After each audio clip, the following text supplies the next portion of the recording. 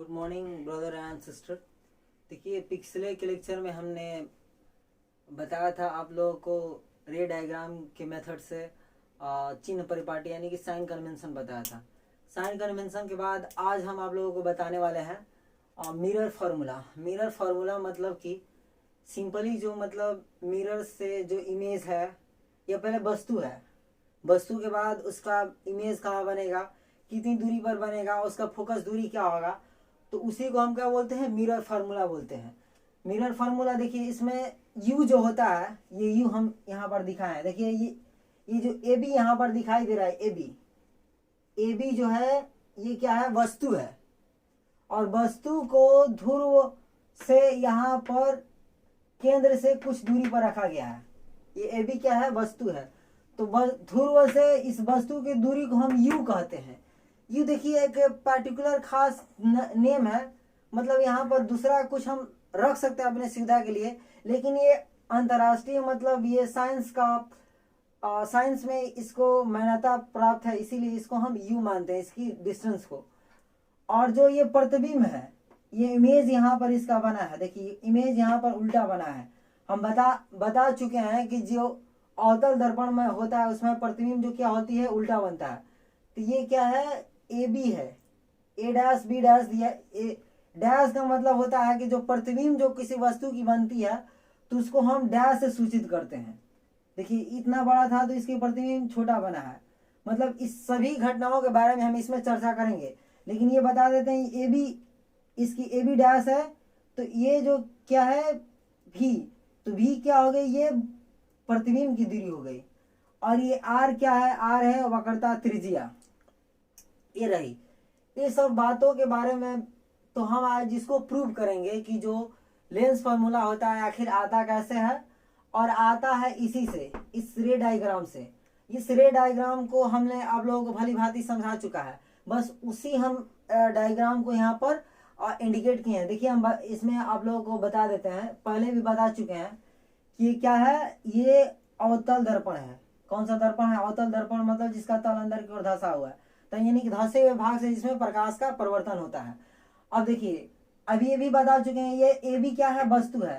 तब आप लोग जानते हैं कि जब मुख्य अक्ष समानांतर, ये मुख्य अक्ष है, जानते हैं आप लोग, पिछले के लेक्चर में आप लोग हम उसको आप रिवाइज कर लीजिएगा। यदि आप नहीं देखे हैं तो उसको शुरू से देख लीजिएगा, तभी यहाँ पर आपको समझ में आएगा। हालांकि ये भी आप ध्यान से देखिएगा यहाँ पर भी, तो आपको समझ में आ जाएगा अच्छे से। देखिए ये क्या है, मुख्य अक्ष है, तो मुख्य अक्ष के समानांतर जब भी प्रकाश की किरणें दर्पण से परावर्तित होंगी तो कहाँ से आएंगी, फोकस दूरी से आकर लौटेगी। ठीक, तो ये फोकस दूरी से लौट गई। अब ये भी बता चुके हैं कि जब प्रकाश की किरणें केंद्र से आपतित होंगी तो फिर केंद्र पर ही वापस फिर परावर्तित होकर लौट जाएंगी। देखिए केंद्र से आपतित हो रही है तो फिर क्या हो रही है, फिर दर्पण से टकराने के बाद ये फिर केंद्र से ही वापस लौट गई है परावर्तित होने के बाद। और ये भी एक बात बताया है कि जब ध्रुव से प्रकाश की किरण आपतित होंगी ध्रुव पर, दर्पण के ध्रुव पर, तो फिर दर्पण के ध्रुव से ही क्या करेंगी, फिर परिवर्तित होकर वापस लौट आएंगी। तो देखिए ये दर्पण के ध्रुव से आपतित हुई है और फिर दर्पण से ध्रुव के बाद वापस लौट कर आ गई है। तो देखिए इसमें आने से हमें यहाँ पर, तो इसी रे डायग्राम को यहाँ से ये मीट किया है, तो मीट करने से यहाँ पर क्या बना है, ये प्रतिबिंब बना है। तो ये क्या हो गई, प्रतिबिंब की ऊंचाई हो गई, और यहाँ से यहाँ तक क्या हो गया, प्रतिबिंब की दूरी हो गई। तो प्रतिबिंब की दूरी को जो होता है हम फी से सूचित करते हैं। और वस्तु की दूरी जो होती है, दर्पण के सामने ये वस्तु रखा गया, दर्पण है, ये दर्पण के सामने वस्तु रखा गया, तो जो वस्तु है उसकी दूरी को हम यू से सूचित करते हैं। और ये है आपका वक्रता त्रिज्या, इतना।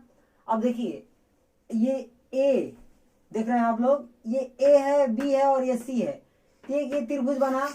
अब उसके बाद ये एक त्रिभुज बना है, ए डैश बी डैश और सी डैश, तो ये दोनों त्रिभुज एक दूसरे क्या हैं, समरूप हैं। अब देखिए समरूप कहने का अर्थ ही हुआ, समरूप आप लोगों ने 9th क्लास में समरूप त्रिभुज के बारे में पढ़ा होगा।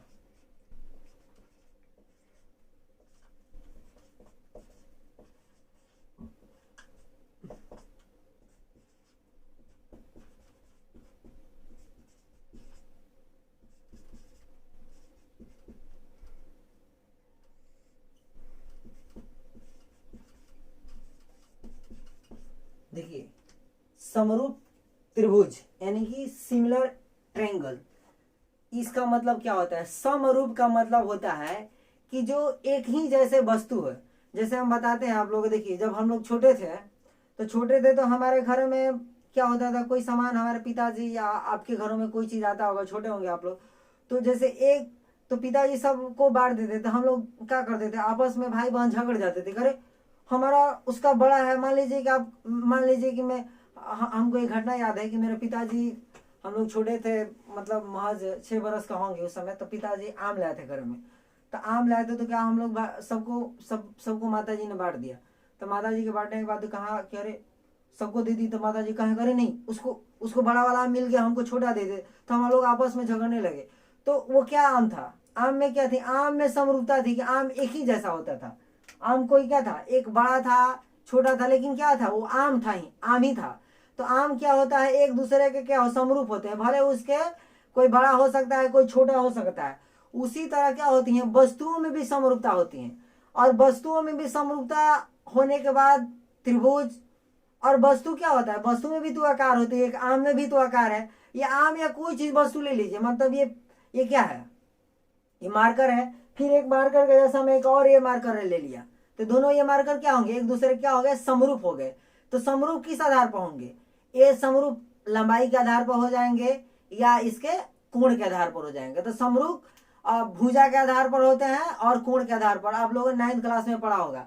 तो यही इसी थ्योरी को, इसी प्रमेय का प्रयोग करके हम समरूप त्रिभुजों की यहाँ पर गणना करेंगे। देखिए जब समरूप दो त्रिभुजें होंगी, देखिए मान लीजिए कि त्रिभुज मैंने यहाँ पर लिख दिया, एक त्रिभुज लिखिया यहाँ पर ABC, अब एक त्रिभुज मैंने यहाँ पर ले लिया PQR। देखिए ये दोनों समरूप त्रिभुज है। समरूप का मतलब होता है कि उनका रूपरेखा जो है, मतलब उनकी बनावट एक जैसा हो, वही उसी को हम समरूप कहते हैं। सम मतलब बराबर होता है, रूप मतलब आकृति। तो देखिए ये दोनों की आकृति क्या है, एक जैसा है। तो इसको हम कह सकते हैं कि ये भुजा के आधार पर ये दोनों क्या है, दोनों बराबर है। मान लीजिए कि आप ही के जैसा, आप ही के हाइट के, मान लीजिए मेरे हाइट का कोई मेरा भाई है, तो हम क्या कहेंगे कि हमारा भाई और हम दोनों क्या है, एक दूसरे के समरूप हैं, मतलब हम लोगों का दोनों का रूप एक ही जैसा है। या मान लीजिए कि कोई व्यक्ति है मेरे ही जैसा, वो क्या करता है, बोलता है, तो क्या हो गया, वो समरूपता हो गया। मेरे ही क्लास में पढ़ता है तो क्या होगा, उसकी भी समरूपता हो जाएगी। या मेरे ही जैसा, या वो कोई कार्य कर लेता है, मान लीजिए मेरे ही जैसा वो पढ़ा लेता है, तो क्या होगी, उसमें भी समरूपता होगी। तो समरूपताएं बहु चीजों को हम लेकर बना सकते हैं। या कोई अधिक खाता है तो उसको भी खाने में समरूपताएं हो जाएगी। तो समरूपताएं हर एक चीज में हो सकती हैं कोण के आधार पर। तो लेकिन जो समरूपता यहाँ त्रिभुज में दिखाई गई है, वो समरूपता कोण और भुजा के आधार पर होगी। तो देखिए ये त्रिभुज क्या है, ये त्रिभुज ABC है और ये त्रिभुज PQR है। तो जब दो समरूप त्रिभुज होती हैं तो उनके भुजाओं का अनुपात जो होता है वो समान होता है। तो देखिए भुजा क्या, ये AB, इसमें ABC त्रिभुज में AB इस त्रिभुज का PQ का अनुपात बराबर होगा किसके, इसके अनुपात के, त्रिभुज ABC के AC और बटा में इसके PR के बराबर होगा। तो यही इसका मूल सिद्धांत है कि जब दो त्रिभुज एक दूसरे के समरूप होती हैं, तो देखिए इसी बेस पर, देखिए और एक इसमें चीज होता है, तो ये दोनों साइड तो हो गए, लेकिन इसका जो बेस होता है, इसका आधार आप लोग जानते होंगे, आधार मतलब नीचे वाला जो सतह है, नीचे वाला जो सतह होगा ना, उसी को हम आधार बोलते हैं। तो इसका जो आधार भी होगा, आधार क्या है इसका, बराबर BC बटा में QR। तो ये हम लोग को ये बतलाता है कि जब समरूप त्रिभुज होंगी तो उनका जो भुजाओं का अनुपात जो होगा, अनुपात मतलब होता है बाटा, देखिए तब उनके भुजाओं का अनुपात जो होता है समान होता है, बराबर होता है। तो इसी समरूप त्रिभुज के आधार पर हम यहाँ पर इन दो समरूप त्रिभुजों को, देखिए त्रिभुज ABC और त्रिभुज A'(B')C, एक ये दो समरूप त्रिभुज होगा। समरूप त्रिभुज कैसे होगा, देखिए बता रहे हैं कैसे समरूप होगा। देखिए ABA होगा, ABA भुजा है और इसमें भी क्या है, ए बी भुजा है, तो दोनों एक जैसे दिखाई दे रहे हैं भुजा। अब देखिए इसका बेस क्या है, इसका आधार नीचे वाला BC है, और इसमें भी क्या है, इसमें भी क्या है, B' है, तो दोनों एक दूसरे क्या है, समरूप है। तो इन दोनों के भुजाओं के आधार पर ये समरूप हो जाएगा। फिर अब देखिए, अब त्रिभुज लीजिए ABP, तो एक ये त्रिभुज हो गया, एक ये होगा A' B' और P, तो ये भी दोनों क्या है, एक दूसरे के समरूप है। तो इसमें भी क्या होगा, AB का अनुपात A' B का अनुपात जो होगा किसके बराबर होगा, BP और BP' के बराबर होगा। तो इन दोनों को हम क्या करेंगे, इसी थ्योरी के आधार पर हम इसको सिद्ध करेंगे। और ये दोनों समरूप है, बस यही जो बताया है, बस इसी का, ये जो बताया है ना, बस इसी का प्रयोग इसको इसमें कर देना है। तो हम इसको इरेज कर देते हैं। यस, तो देखिए अब लेते हैं हम त्रिभुज ABC,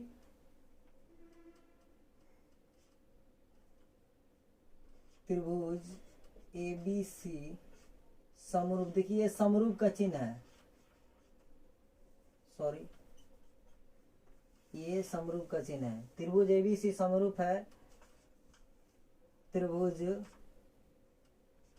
A'-B' के, इसलिए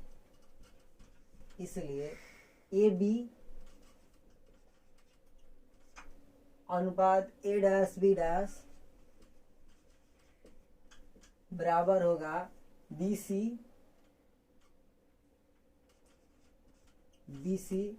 अनुपात B'-C। ये इक्वेशन फर्स्ट होगा। ठीक, उसी प्रकार त्रिभुज ABP, उसी प्रकार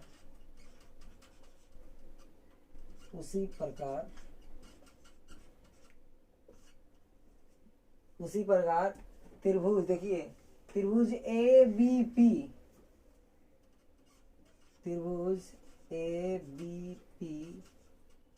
समरूप है त्रिभुज A'-B' के। तो इसमें क्या होगा, त्रिभुज, तब त्रिभुज समरूप है तो इसमें भी क्या होंगे, इसकी भुजाओं का अनुपात क्या होगा, बराबर होगा। तो AB बटा में ये AB और A'-B' बराबर हो गया किसका, PB, ये P और B, PB बटा में ये क्या है, PC।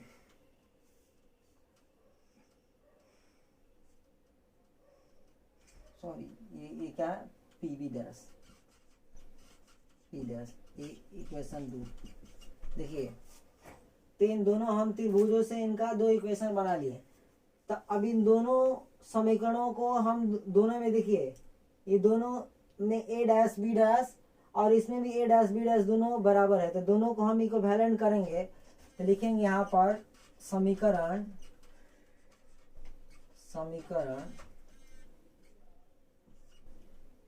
एक तथा दो को मिलाने पर,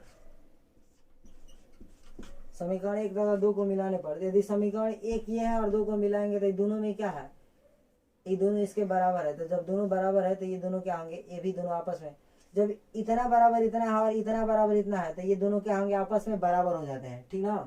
तो देखिए तो हम लिख देंगे इसको BC बटा में B'-C बराबर होगा PB बटा में PB'। ये हो गया।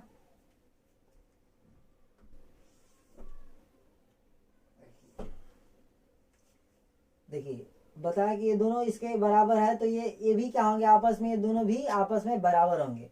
इतना तक तो आप लोगों को मालूम हो गया होगा। अब देखिए अब यहाँ पर एक चीज और करनी है।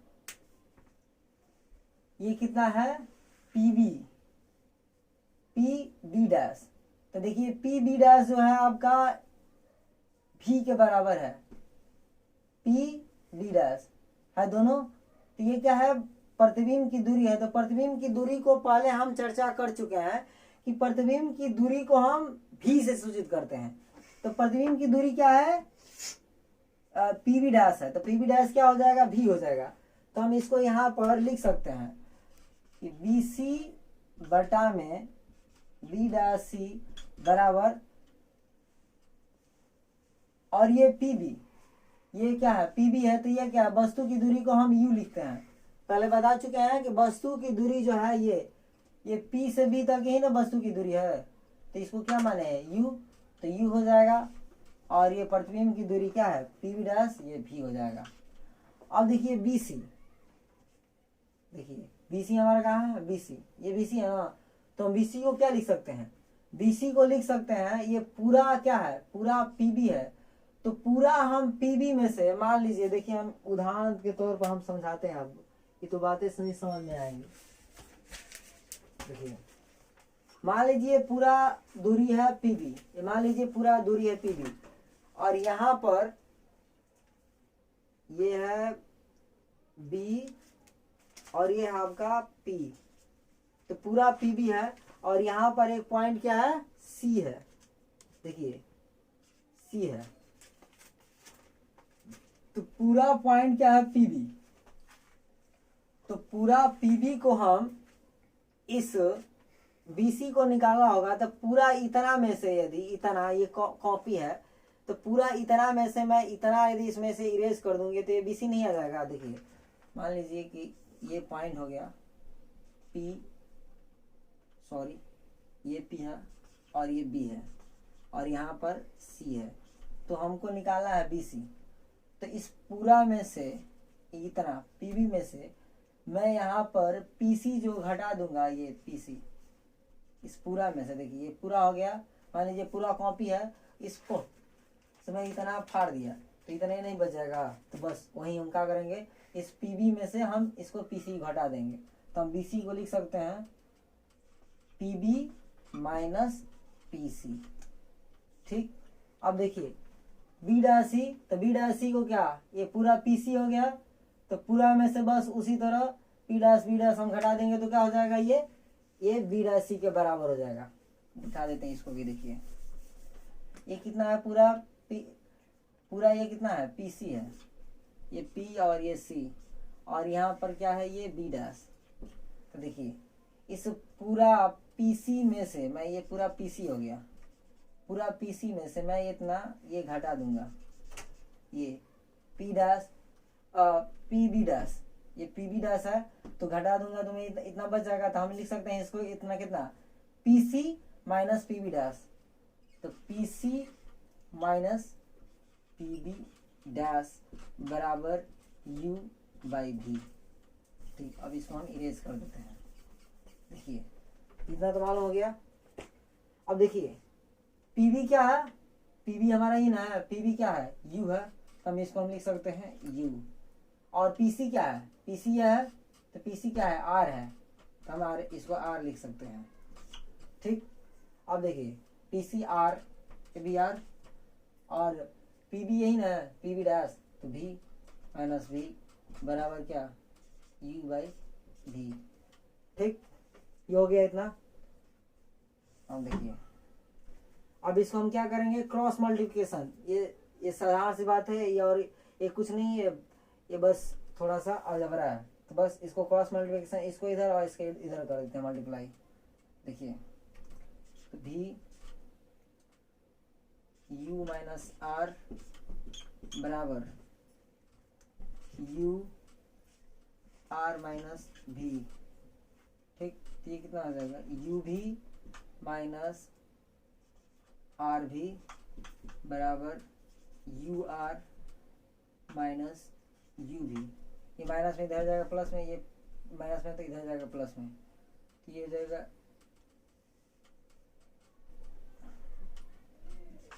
यू भी प्लस यू भी बराबर यू आर प्लस आर भी। ये दोनों हो जाएगा कितना, 2u भी, ये कितना हो जाएगा, दोनों में से r कॉमन हो जाएगा, तो ये कितना हो जाएगा, ये हो जाएगा u प्लस भी। ठीक, अब ये क्या है, यू भी दोनों में है, तो बस इधर जाएगा गुणा में इधर जाएगा तो मल्टीप्लाइंग हो जाएगा, और ये आर मल्टीप्लाई इधर डिवाइड में जाएगा तो 2/r हो जाएगा, और ये हो जाएगा आपका इसके u प्लस भी बटन u भी। ठीक, तो हम जानते हैं क्या कि जो वक्रता त्रिज्या होती है वो फोकस दूरी की दुगनी होती है, यानी कि 2f बराबर हो जाएगा r, तो हम r बराबर 2f लिख सकते हैं। तो 2/2f बराबर ये दोनों के बाटा में करेंगे तो u बटा में u भी प्लस v बटा में u भी, तो ये u खत्म और ये v भी खत्म और ये दो खत्म, तो बन जाएगा 1/f बराबर 1/v प्लस 1/u।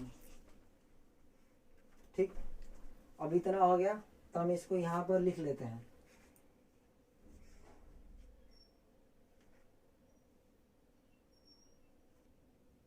देखिए, तो ये 1/f, तो हम इसको सजा कर ऐसे लिख सकते हैं 1/u प्लस 1/v बराबर 1/f। अब देखिए एक बात और बता देते हैं कि जो ये अवतल दर्पण है, तो अवतल दर्पण में जो क्या होती है, वस्तु की दूरी इधर है तो एक्स एक्सिस में निगेटिव में है, तो वस्तु की दूरी भी क्या है, निगेटिव में लेते हैं, तो ले लीजिए निगेटिव में, ये भी निगेटिव में, सॉरी ये भी है, और क्या, प्रतिबिंब की दूरी ये भी क्या है, एक्स एक्सिस में, तो ये भी निगेटिव में, और ये फोकस भी क्या होता है, निगेटिव में होता है, तो 1/f दोनों में माइनस निगेटिव कॉमन करेंगे तो क्या हो जाएगा 1/u प्लस 1/v बराबर 1/f, माइनस में माइनस ये कट गया, तो ये आपका आया 1/u प्लस 1/v बराबर 1/f। यही आपका क्या है, लेंस, यही आपका क्या है, दर्पण सूत्र है, दर्पण सूत्र। और एक चीज और इसमें, इसके बारे में मैं चर्चा कर देना चाहता हूँ, ये जो 1/u प्लस 1/v बराबर 1/f जो आया है, इसी को हम गॉस थ्योरम भी कहते हैं, गॉस फॉर्मूला भी कहते हैं, ठीक ना, इसको याद रखिएगा, इसको हम Gauss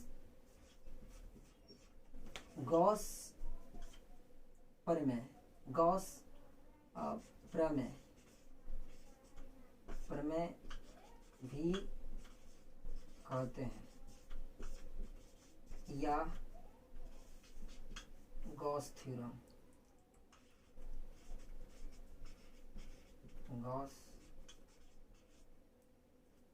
Gauss formula, Gauss mirror formula.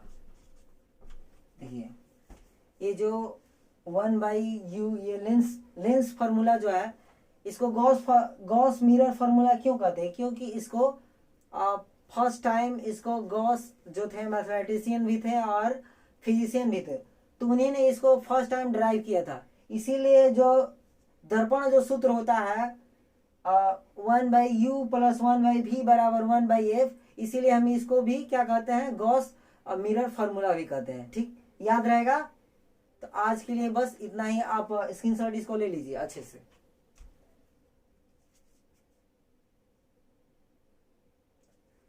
ठीक है, तो आप इसका स्क्रीनशॉट ले लीजिएगा होगा। ठीक है, तो बस आज के लिए इतना ही। जय हिंद।